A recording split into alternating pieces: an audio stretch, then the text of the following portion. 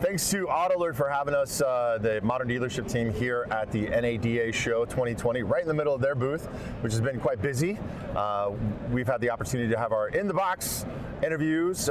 These are going to be podcasts coming in the future, but right now we're doing some videotaping, which is not always a smart thing to do when you're at a convention in Las Vegas, Nevada. People staying out late, dinners, shows. Maybe they get stuck with Kendall Billman. Yeah, and who's lurking around the booth right now. He's lurking right now. But this can be tough. And but you look fresh, you look good. See a lot of, you're very active on social. Dan Moore, by the way, CEO of Vistadash and also the author of a book we're going to talk about here in a second. You look very fresh. Yeah, man. I think there's a group of us that don't quite need the Visine, but still need the energy drinks or the caffeine. Oh yeah, man. I mean, right? Yeah, you've got the Trenta Black Iced Tea. So Dan Moore has been on before, like catching up. Dan and I used to work together at Vin Solutions. And I was just telling you is our personalities were absolutely opposite at Vin Solutions. They used us as guinea pigs to go against each other to describe what our strategies were, and mine was more creative, emotional thinking. It was more like, and yours was always like, why are we doing it, right? Yeah. There had to be data behind it. It's good that we do it, but there's got to be a reason to do it. Yep. And now with the team I have at AutoAlert, some adjustments in my life. I've become more like you, and now my Drew, who's sitting behind your back, he's my Joey now. He's all about emotion. He's all about, let's just do it, man. Let's just do it. And I can understand now both sides of the coin. Yep. Are you still a data-driven type guy? Yeah, I mean, Vistadash is all about data. Vistadash is all about data. So, I think that the problem is there's always a balancing act, right? But at the end of the day, if you put the pedal down too hard on emotion, you can make a decision that could be costly. There's a difference between emotion and gut. Yeah. Sometimes gut's subconscious data. So yeah, there's a difference there. But I mean, hey, we're human beings. Emotions get the best of us at times. So it goes in. But yeah, I'll always go. I think you need back to data, man. I think we need to relive a debate that myself and Drew Black, who's back there. Drew, can you hear me? Drew and I had a debate because I heard a quote by he's a political commentator, Ben Shapiro, who says facts don't care about your feelings, right? And so I told Drew facts don't care about your feelings, and he said, you know what? Sometimes feelings can be facts. And it was an incredible debate that we had. Well, that's actually a strong, props to Drew, because that's a strong position right there, and there's a lot of truth in it. Because I don't agree with him. Yeah, Drew's like, wait, behind the scenes, guys, Drew's like, oh, Joey May just walked into a landmine here. This could be good. So he's over there going, Well, associated with digital marketing then. Not even association with digital marketing, is just general, right? So here's the thing. Two people in a room, they're talking. I like Shapiro because he is very fact-driven. I mean, the dude is like his recall and his knowledge is like insane. So he can deliver with zero emotion. He's very driven fact. But the comment that Drew's making, take it outside of marketing, just take it to a human level, is that's Drew saying, hey, listen, I've got my beliefs, my side of it. And even if we look at, and you and I are both social guys, we love, and when I say social, doesn't mean we just post, but a student of the game and watching is you watch the climate, especially in politics, even politics just between people, is everybody wants to be right. Yeah. So Drew's point to that is hey, I have my foundation, I've expressed my point, so I am right. Because I am. Seems like everybody wants to be right and everybody wants to be offended. If somebody has a different opinion. 100%, and I think I don't want to get into political talk. No, but you and I are students of the game, so I mean, you know me, when we get in this thing, you have an idea where we're going and somewhere we find a rabbit hole, and this is probably going to be our rabbit hole, because I think that it leads into a lot of things that people struggle with, is that everybody can be right. The question is, are you willing to find the middle ground? The reason that we dig in is because we have this hard passion of I have to be right in this situation because you're on an opposing side. And that's the fundamental breakdown we're seeing in social and a lot of the different climate, because actually if you really just sat down and had a conversation over coffee, a drink, whatever your thing is you'll find that you have common ground. And in that common ground is where you come together, instead of going, I dig in here and I dig in here. Well, why? When you could meet right here and you both come together on something. So, I want to talk to you a little bit about social media, something that has affected me, because I was known as social little man for a long time. Social media was like my forte. You've been deep into the social media, and things changed for me about about a year and a half ago, and I wanted to discuss that with you and get your kind of feeling about that. Yeah. But first, I want to talk about the book is Do More, Get More. It's The Road to You. The funny thing about this, I bought this on Amazon, not this one, and Amazon sent me an empty envelope. So then when I notified them that I got an empty envelope, they sent me another one, which was also an empty envelope, but you brought me a copy, and I appreciate it. Thanks, Amazon. So I have not had a chance to read this, but before we get started, I thought maybe that part 2 to this book, we can unify or use my last name, and I can join you. And we can do a little more. Hey, right? listen. So you got do more, get more, and then do a little bit more. Absolutely. Yeah, I mean, it's about the road to you, man. I mean, we talk about, we were just talking about your guys' conversation, right? You and Drew, and it's like, hey, at the end of the day, there's the road to you, and it's the toughest road you're ever going to walk. It's not pretty, it's not easy. I peg it as a dirt road. Because it's your journey, and it has turns, it has potholes, it has, rocks and boulders you got to either climb over, you trip on, you fall down, you get dirty, you got to dust yourself off. But at the end of the day, if you want more out of life, you got to put more into you, and kind of dealing with the things that are sometimes painful, and do a little soul searching and those types of things. Because I think at the end of the day, we look to put our problems somewhere else. We look for another mirror. Accountability can be a big problem. Accountability is like a big problem, because first, if you're not accountable to you, how can you be accountable to anything? And we kind of go down that road, and there's a lot of different, looping back to social a little bit, that's some of the challenge, because that does kind of impact things, because social allows ways to maybe not be true. You can create some false narratives. You can seek some other untruths, meaning, hey, I just want to feel accepted or warmth or something. That's happened in the automotive retail industry. It's happening everywhere. Well, I'd say because I focus and kind of look at that industry big time. Right. When it comes to, and I would assume like outside of our industry, when it comes to sales consultants, that this, you're able to portray whoever you want online, and not to get political, but just to bring up an absolute strategy that's happening in 2020 and 2019 is with our president, and can just pretty much say whatever he wants to say, and it can be absolutely false, but you don't have there's no accountability to it. You just walk away from it. There's no accountability at all. And that's happening with sales consultants. Correct. Is you just say whatever you want to say. Correct. Well, and here's if you think about it from 1 second, and without any politicalness to this thing, just look at the strategy of the person. You got a guy in office that figured out, because he had a reality show, that we are a reality-driven country. We want this, if you will, false narrative, or this popcorn-eating kind of way of challenge of life, and he's delivering on that. I mean, reality TV is not real. You know that. So think about that narrative. Think about where we're going as a country, and we're looking for the chaos. We're looking for the fall. We're not looking for the win. We're looking for the losses. So would you say that let's get into my challenge then, that I'd like to use you as my psychologist. When we were pushing social media in 2010, 2011, when there really wasn't a lot of adults using it, right? It was mostly Gen X. We were younger at the time. That was 10 years ago. Yep. The leadership at dealerships and leaderships didn't want to be on Facebook because they didn't want to, say something that was going to get them in trouble or affect their PR, or 2, be made fun of or seen as this person who is wanting attention. Right. Or it was something else that they didn't understand, so they didn't want to even approach it. Right. So, but I see now with cancel culture that those leadership, they're right.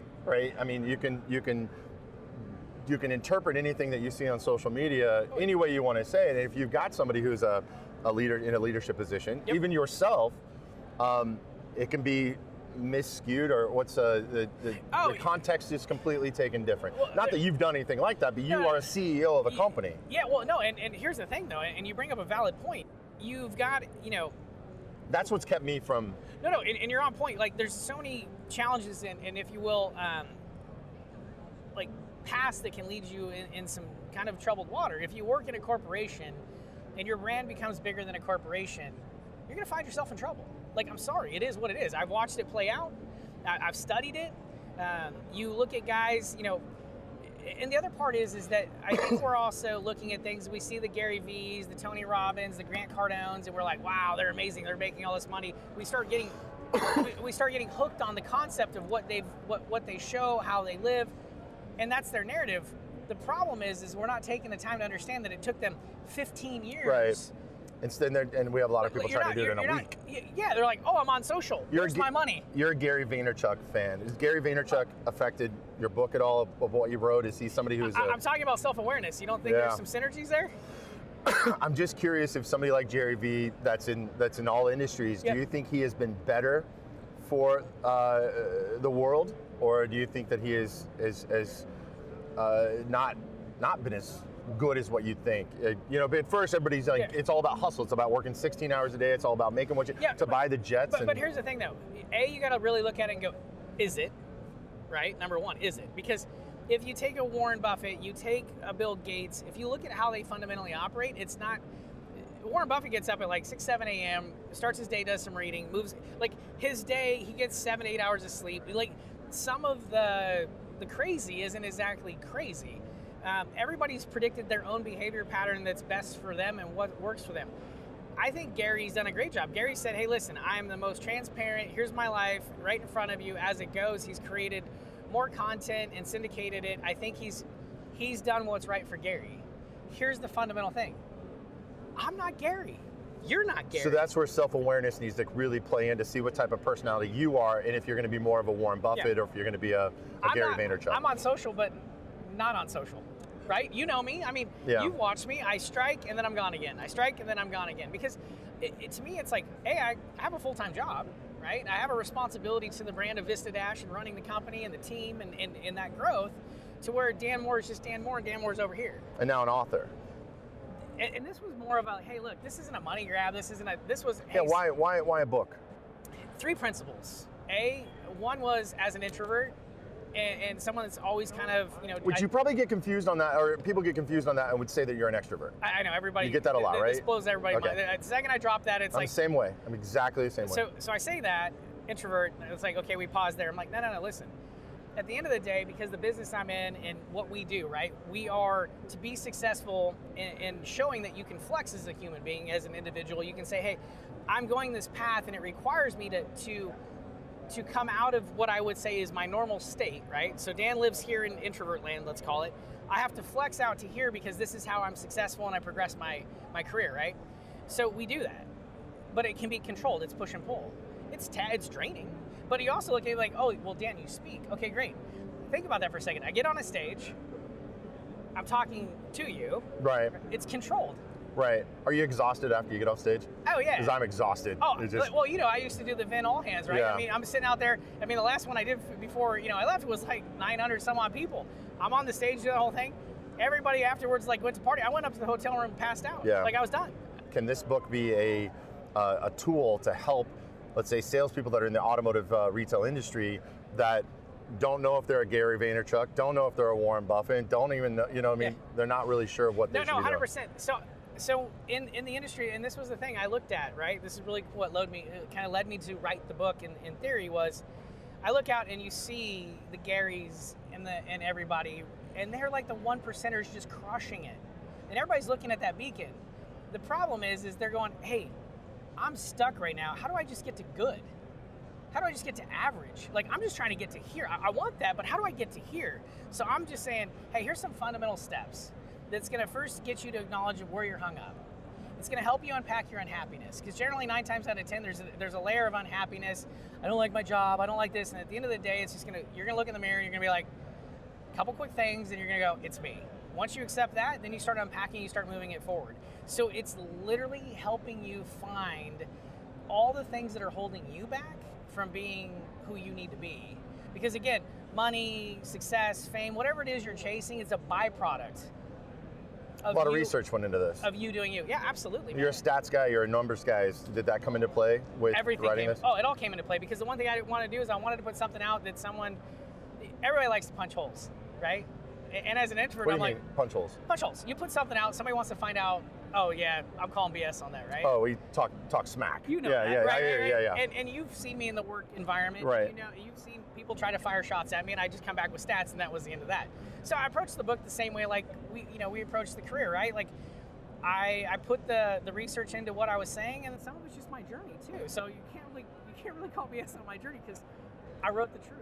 Right. You know, this is where I went, and there's no magic formula to this. It's talking about, at the end of it is just this: if you want more, it's hard work. To be the best version of you is hard work. So do you believe when Brene Brown, are you familiar with that name at all? Yeah. Brene Brown's a speaker, a psychologist and all that. What she says is you have to believe that every single person around you is doing the best they can. Right. Is that something that you would agree with, or? Listen, if they could probably do better, but in their mind, they're doing the best they can. In everybody's mind, they're crushing life. Think about it for a second. If I said, Joey, you're underperforming, you'd be like, no, Dan, here's what I do. Like I'm doing well. Right. But no one's going to come to you. I mean, let's be honest. How many people you walk up to is going to tell you, man, I really suck at life and I'm not giving it my all? If they're having that, that's a whole different conversation, right? Right. Because that's like, bro, let's go grab a cup of coffee. It's like a red flag that comes up, yeah. Yeah, let's go have a cup of coffee and let's talk about what's going on, right? Yeah, no, I think at the end of the day, this is the piece that everybody has to figure out. You always think you're at potential. I mean, have you listened to David Goggins' audiobook? No. Okay. There's I mean, if you haven't heard of David Goggins, bald-headed guy, right? Yes. You Can't Hurt Me is probably one of the best audiobooks I've ever listened to. The book's good, but the audio is phenomenal. He's gonna tell you what you got left in the tank. I mean, that guy demonstrates that all day long, and it's absolutely an incredible book. What I'm trying to get you to do is just unlock the fact of, at the end of the day, is your why alive? What is your why? Why do you get up every day? And I'm challenging that. You think enough people ask themselves that question? No. I think they. Here's the problem. I think we're pre-programmed in several different ways, because it was funny. Why really kind of became a word I liked, because Simon Sinek did a fantastic TED Talk around that. Why is interesting because I started studying, getting the data, and if you look at growth of a human, as a kid, why is the statement of curiosity? As we get older, why is the statement of pity? Why is this guy blue? Why is this happening to me? But then as I get older, why is this happening to me? Why did that person do that to me? So if you look at that arc, you have two different spectrums, and then at the end of that, when you're into that kind of why pity moment, how do you get there and go, well, why do I get up every day and do what I do? Generic answer, someone will say, well, my family, right? Great. If your family's really your why are you on the road 365? Why is your nose on the phone when you're at home? Why are you working 12 hours a day? Right. Why is it when you get home, you're more in tune to your phone or answering that call instead of sitting at dinner with your family?